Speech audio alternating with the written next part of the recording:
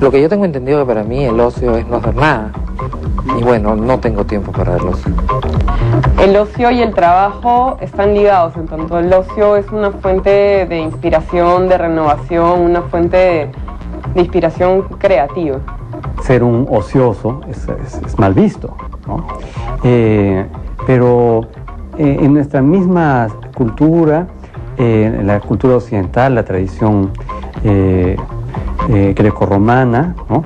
El ocio tiene un origen muy noble, ¿no? y sagrado, ¿no? Esjolé en griego significa ocio, ¿no? Y de ahí viene la latinización escuela, ¿no? Scholar, que es erudito, sabio, ¿no? Los escolares, ¿no? Son los que se dedican a la contemplación de aquellas cosas que no son inmediatamente útiles. Este último trabajo que yo hice, en el fondo nace de un momento de ocio. Yo terminé con un proyecto que tuve y, por ejemplo, decidí no hacer nada. Dije, 2 meses no voy a hacer nada, quiero parar, quiero, no sé, dedicar a ordenar mi casa, a ordenarme a mí misma. Y al final de ese proceso de ordenamiento a nivel personal, nace mi segundo proyecto.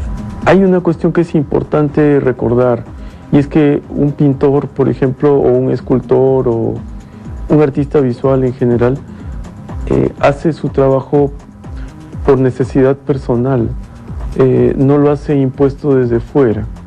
Entonces, el espacio del taller lo que hace es proveer un lugar en donde puede estar, incluso sin hacer nada, pero en contacto con sus materiales y en contacto con su propia obra. Puede pasarse el tiempo, por ejemplo, mirando qué cosa ha hecho, si lo tiene allí, mirando una escultura o mirando algún dibujo o sus dibujos o pinturas a medio ser colgadas en las paredes, porque hay que recordar también que no todas las obras se resuelven linealmente en el tiempo, ¿no? Eso habría que tomarlo también como un periodo en el que específicamente no está trabajando en la obra, pero mentalmente y sensiblemente sí está pensando en ella. El ocio para un artista, o para mí, creo que no existe. Creo que el artista está en constante búsqueda de algo para su trabajo. Entonces, yo te puedo explicar, para mí el ocio no es, porque hasta en el momento que estoy más estresada busco hacer algo que me relaje, pero siempre estoy constantemente viendo qué me puede servir, qué puedo transformar para mi trabajo, ¿no? O sea, yo, mi momento de ocio es ¿qué es? Ir al cine, pero no es un momento de ocio, porque cojo una buena película y me fascina y trato de ver el movimiento de la cámara, trato de ver la luz.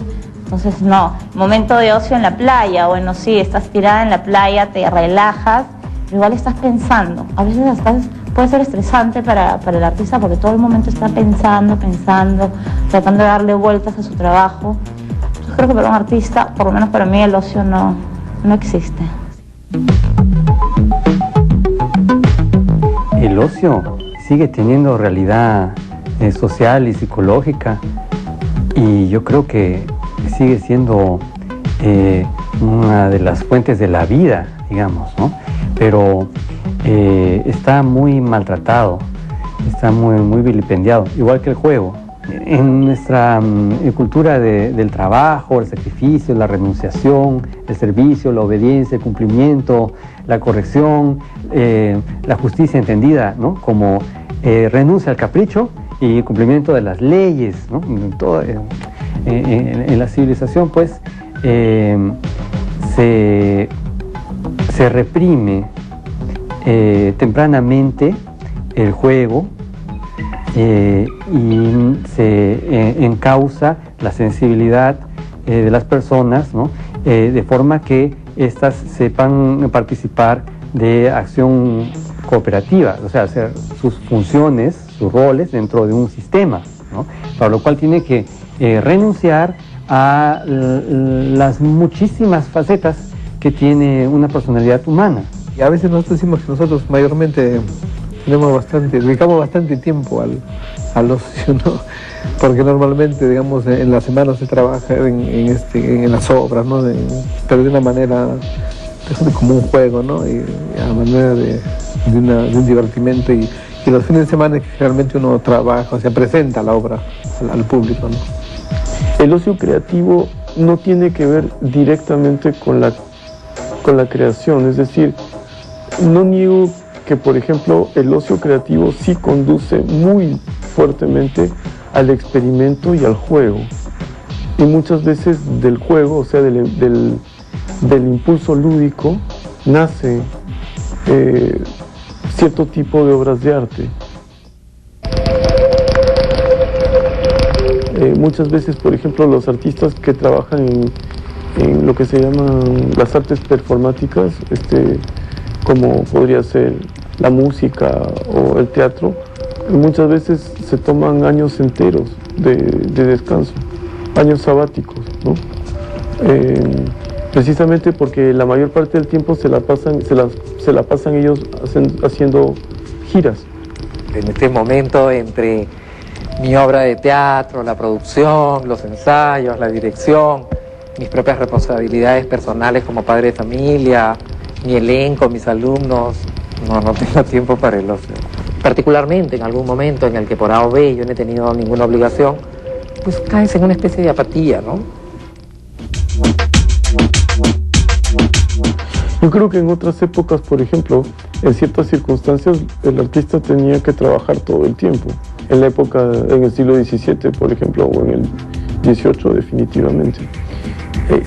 La música también, es decir, cuando uno era compositor de corte, uno era un empleado como podría ser el maestro de la caballeriza o el cocinero.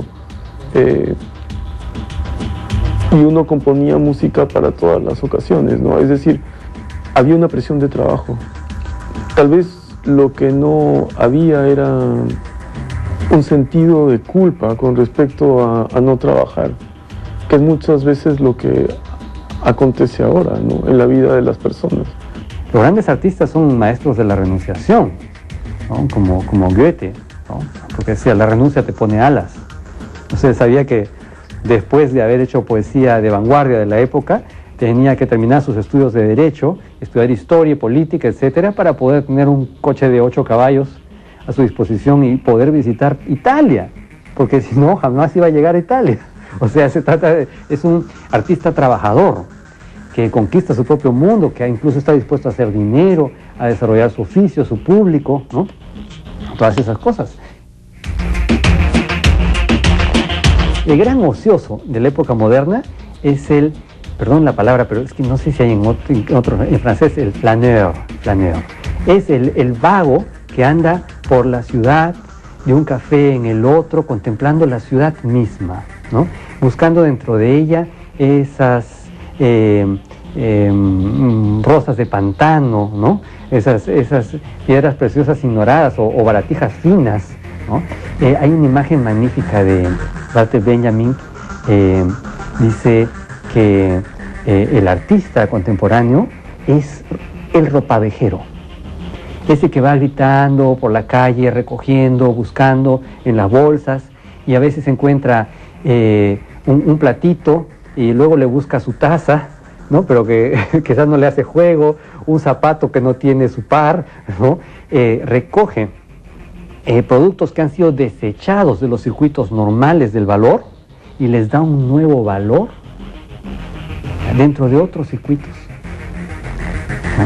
Entonces, es toda esa sociedad que busca entre las cosas arrojadas, desechadas, especialmente entre los pensamientos desechados, censurados, menospreciados, silenciados por la disciplina, por la educación, ¿no?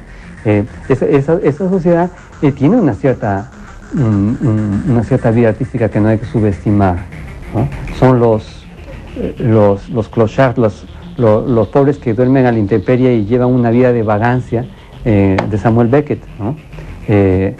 Son esos herederos de los poetas malditos y de estos contempladores de la nada o la casi nada, ¿no? Que abundan en las ciudades, ¿no?